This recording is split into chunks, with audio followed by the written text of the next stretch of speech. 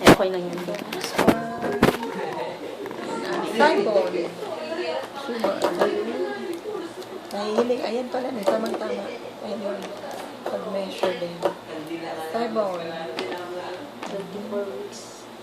Yan ang sa iyang head. This is naman usually compatible with your age. 24, 25. Okay. Yan ang head, yan ang spine. So, we'll follow the body. Yan ang heart. Wala mahiroon. Mayroon na po talaga siya. Yan ang heart. So, namati mo lang sa iyang movement. Pero okay nga, di may siyang contractions. Gabos okay. Mayo na nga ni po. Kaya, Very nice man. nakakalakaw-lakaw na nga ni ko si Sandro.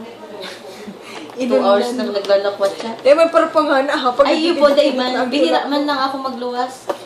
This is the cross-section of the abdomen.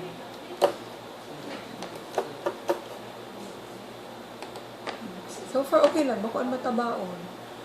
Hini ang sa iyang bone sa leg. Natatakot ako baka magdakulaon na maray. Ako ba lang masakitan? Here. So now, gender. Mahiling na.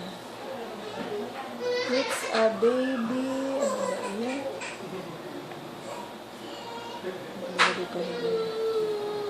It's a baby girl. Ay, magiro. Ayan. That's it. Padragdag ko na ako. There. Ako lang malinawon pang maray. Tapos dito na. But it's a girl. Oo, girl talaga. Buo na nagulog kahiling ko. There, this one.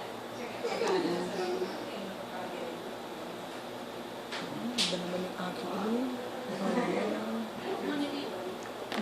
Girl. Yan. Disney, hiwa, isna. Nahiling na, no? Opo, ganyan na. Malinaw na. Wala, parang magandang mahiling ang lalawgon.